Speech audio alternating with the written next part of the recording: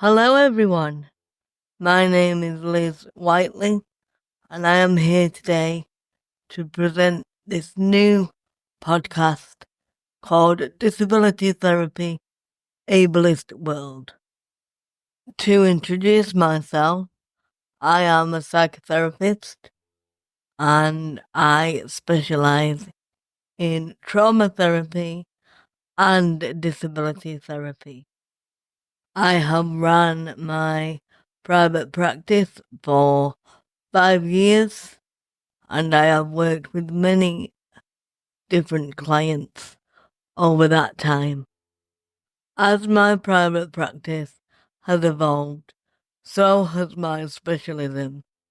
As I say, I specialize in disability and trauma, but beyond that, I also look at the interconnection between the two.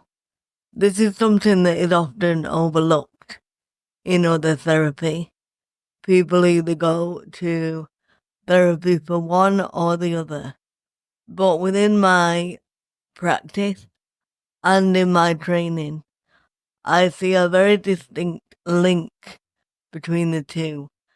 And as my practice has grown, so has my interest in this. People often wonder why I'm so passionate about this area.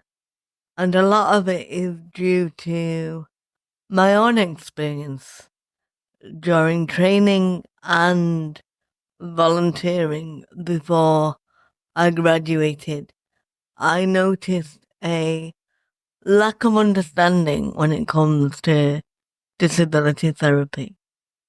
And not just the topic itself, but also the practicalities of receiving therapy with a disability. I remember distinctly during my early years of training when I was looking for a supervisor, it was really difficult to find somebody who even had an accessible venue. Most therapists work from home or in small offices that are often upstairs, and even those that claim to be accessible often aren't really, whether that is due to not having an accessible bathroom or a small step, and just the whole practicality of getting into the therapy room is very hard. And again, as well as this, if you want to go to therapy for your disability, this again is very difficult. Many mainstream therapists cover disability, but they don't understand the fundamental impact of having a disability on one's life.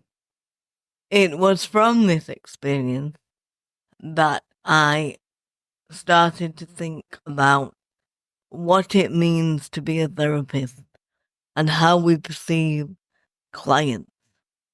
During my training, I was trained in person-centered, and that is about looking at the holistic vision of the client, looking at all of them.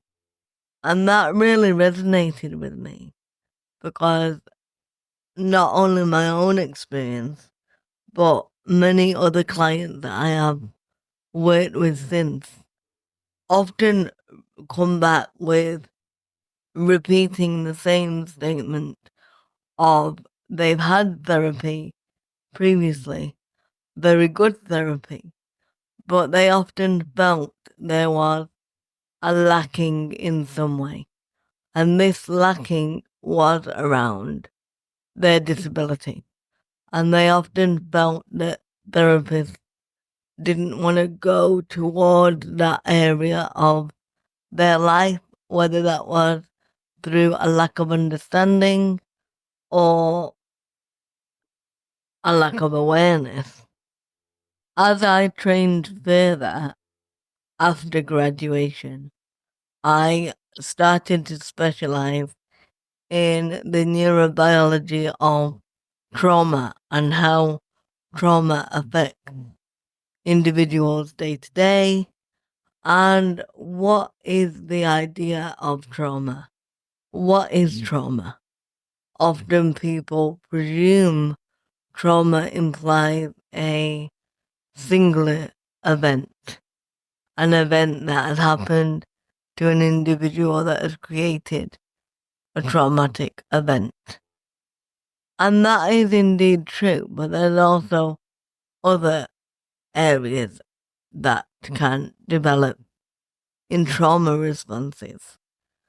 One of which is living with a long-term disability or illness, the repetition of the denial of yourself.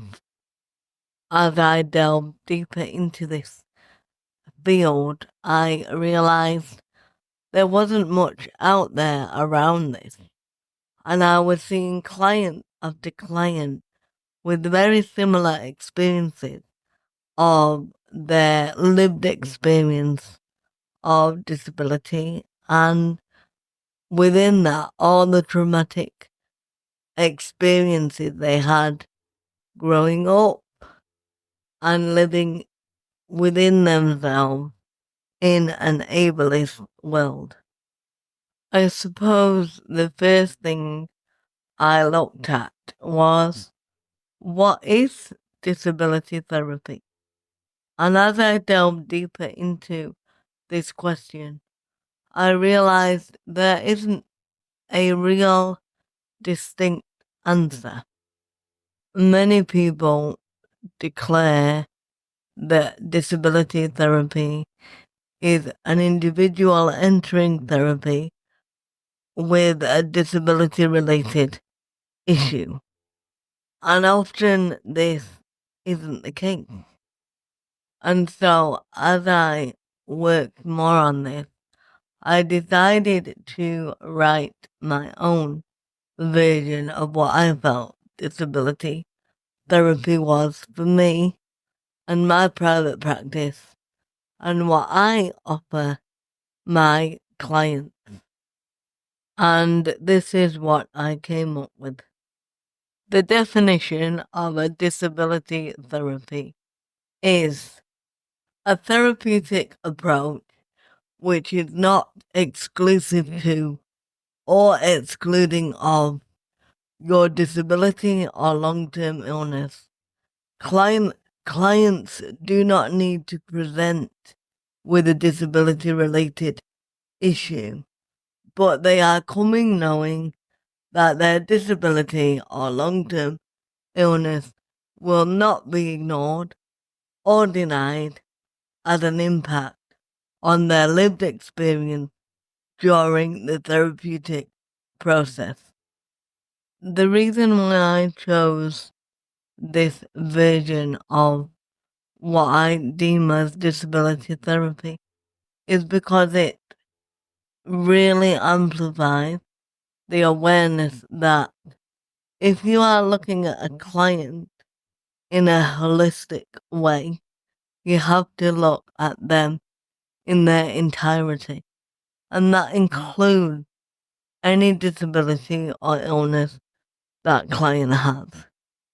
Often people are unaware or ill-advised about what disability is and how it impacts clients' daily lives.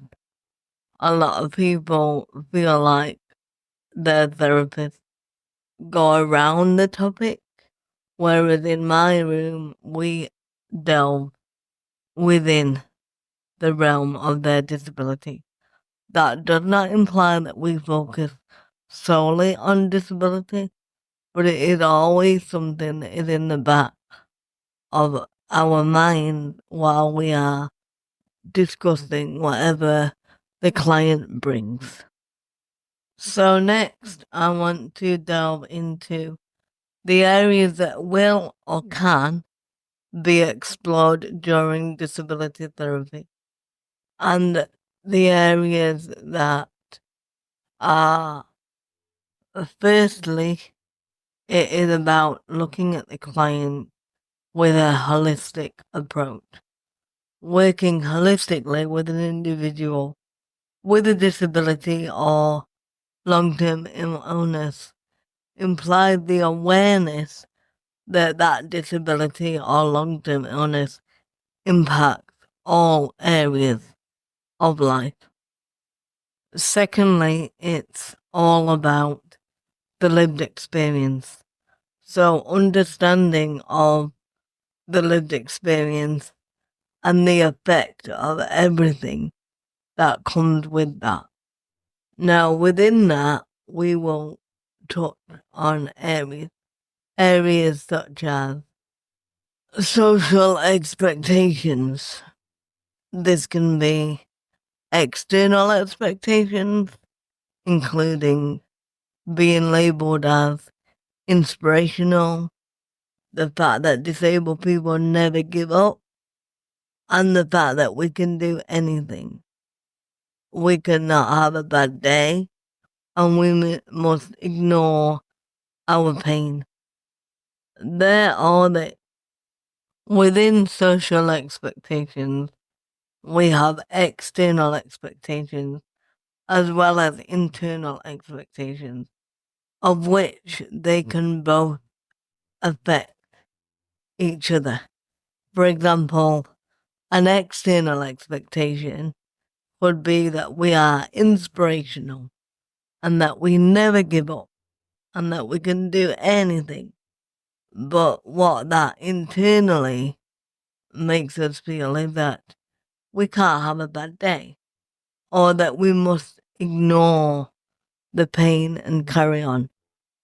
Another example is an external social expectation could be that disability is a weakness, and that could be internalized as we must show strength, we must show courage, we must go the extra mile.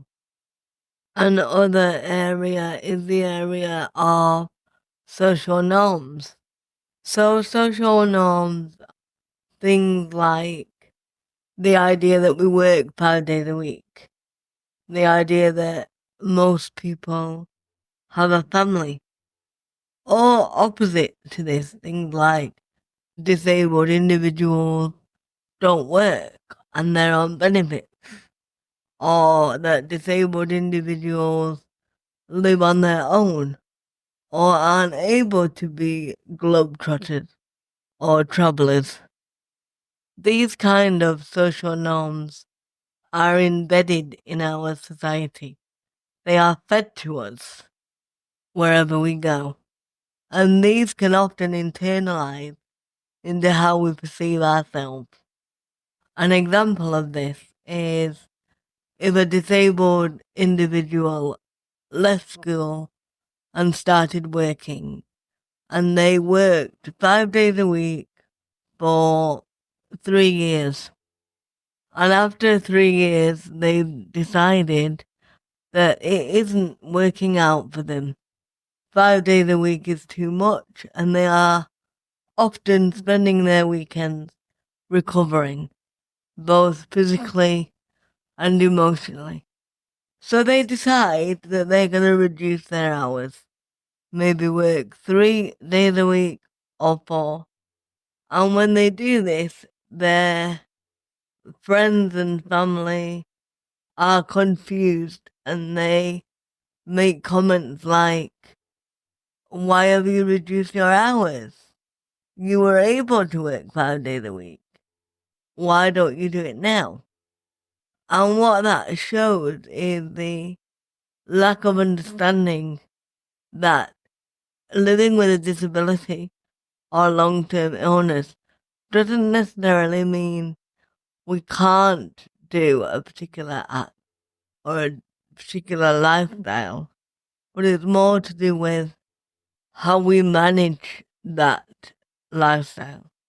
If you are spending all your energy on working so much so that you can't survive the weekend, you don't have a life outside of work, then that isn't good for your well-being. And so by looking at these social norms within the therapeutic process, we're able to unpick those social norms that we have had driven into us throughout our lives, and which ones we want to carry on with, and which ones maybe we would like to reevaluate. Along with social expectations and social norms, another area we look at within a client's lived experience is the external and internal ableism, which grows with us through the lived experience, and how they impact our sense of self and also our self-esteem. Often when I talk about ableism, it is implied that I am talking about the societal ableistic thoughts and ideas around disability and long-term illness. But that's not the end of it. Ableism comes in many forms from the people around us, from our friends and family even. All those micro moments and micro ideas that are embedded in our daily life can build this ableistic opinion that we have of ourselves, and the internal ableism that grows has a big effect on us, so much so that some clients don't even realize they have them. And so this is a big area within disability therapy to again unpick those ideas and thoughts and that sense of self which we carry around with us everywhere we go. Another big area we can explore is the idea of trauma and disability. Again, as I mentioned earlier, this is a big area for me and one that I have delved deep within in order to explore this area in great deal, not only with my clients, but also in myself and those around me with disability and how they have experienced these themes as well. Within trauma and disability, there are sub-themes that we can focus on.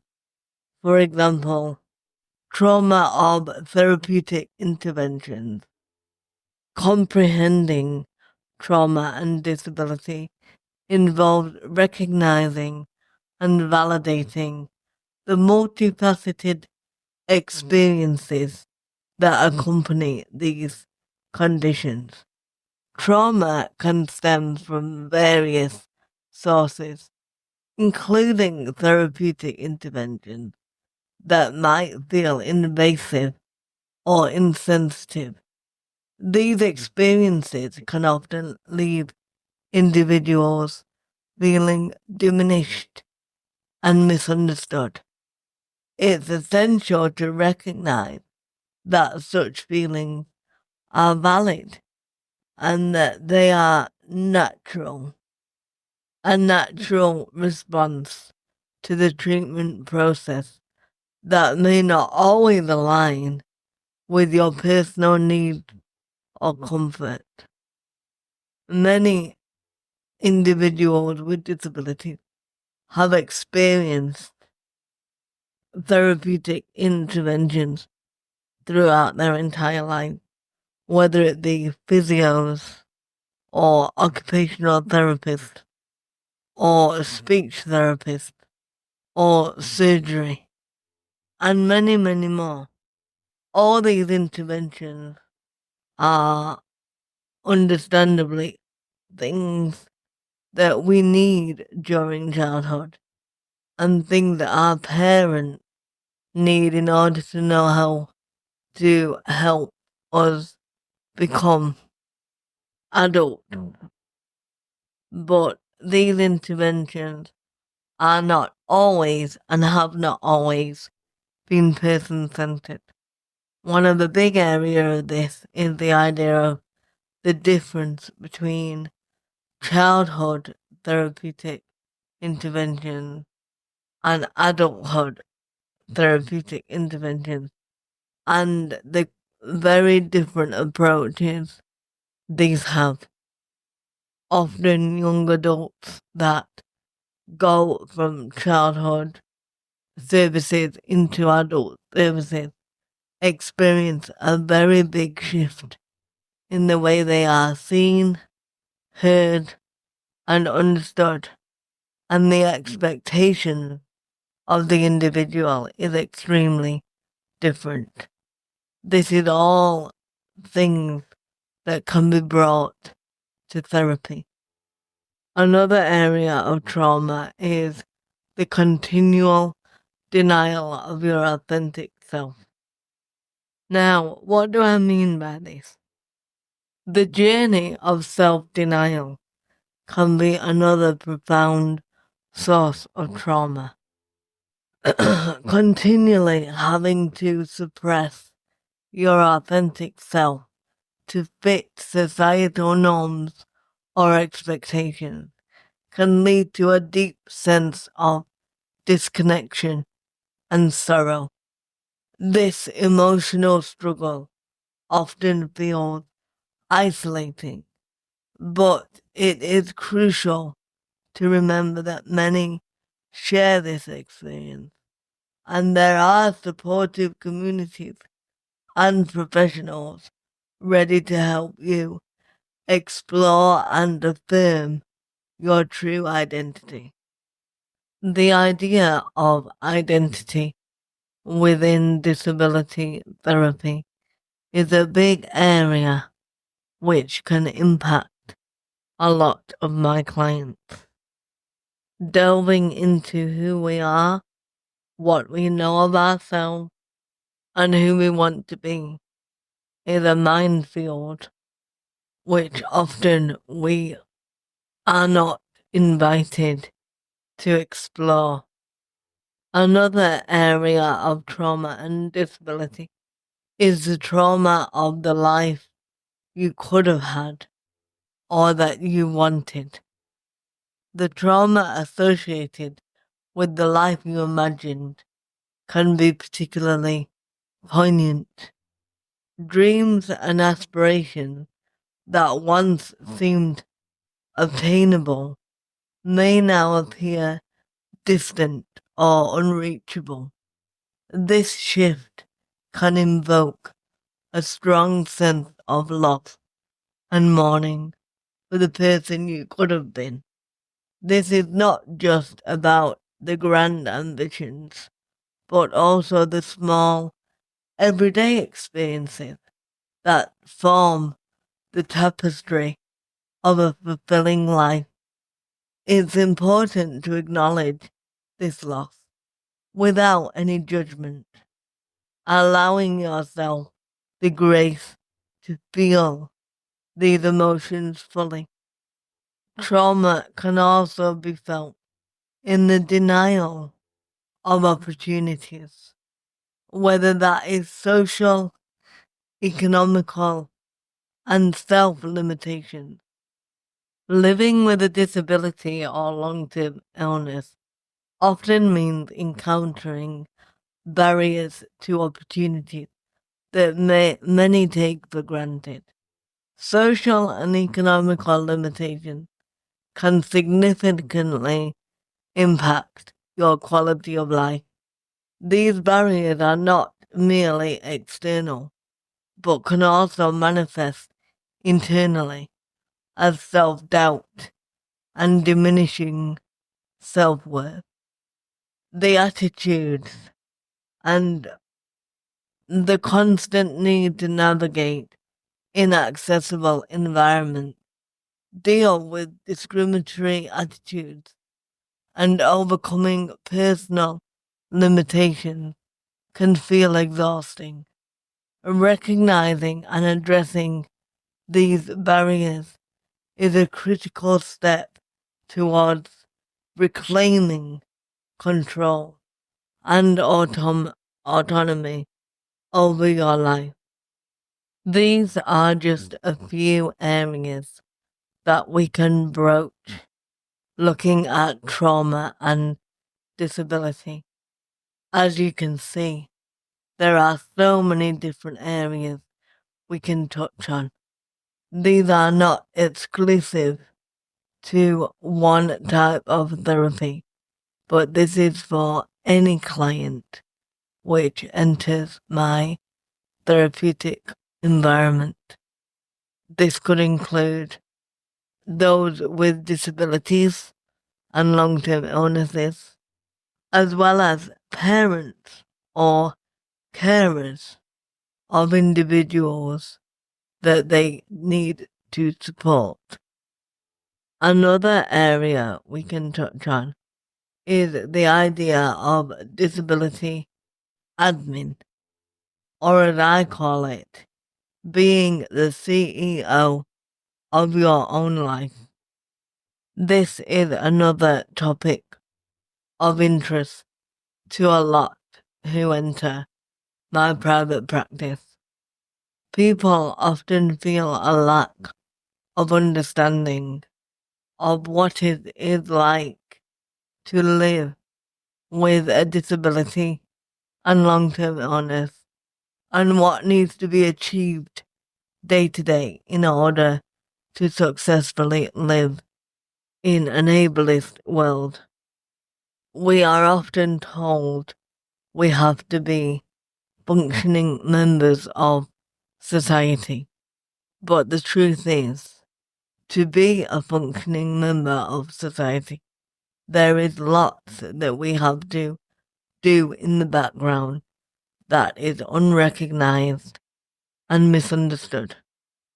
These things can include tackling the benefit system, navigating the care system, dealing with the NHS and appointment systems.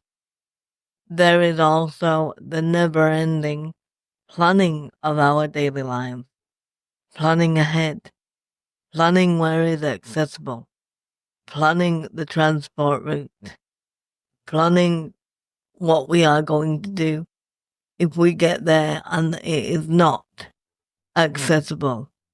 Always thinking ahead. It is all the extra things you must do just to live and to get through the day. These are the things I want to offer my client. These are the things that should be addressed in many other therapeutic interventions, but simply aren't. Trauma therapy is not separate to disability therapy. In my opinion, they both come as one. If you are interested in what I do, please do take a look at my website at www.lizwhiteleycounseling.com. I also have a blog where I do a number of different areas and topics that you can browse at your own comfort. Thank you for listening today. This is merely my first podcast, and I am hoping to continue doing others on specific areas within this field. Please do let me know how you feel about what I have said, and if you have any questions, please do reach out and let me know. My email address is Liz at lizwhiteleycounselling.com. You can also find me on Facebook, X, Instagram, and TikTok. Finally, I also want to make you aware that I offer both 30-minute sessions and 50-minute sessions. I started offering 30-minute therapy sessions when I discovered many clients felt therapy was inaccessible to them due to their low energy and inability to sustain 50-minute sessions. Thank you again for listening to Disability Therapy in an Ableist World. My name is Liz Whiteley.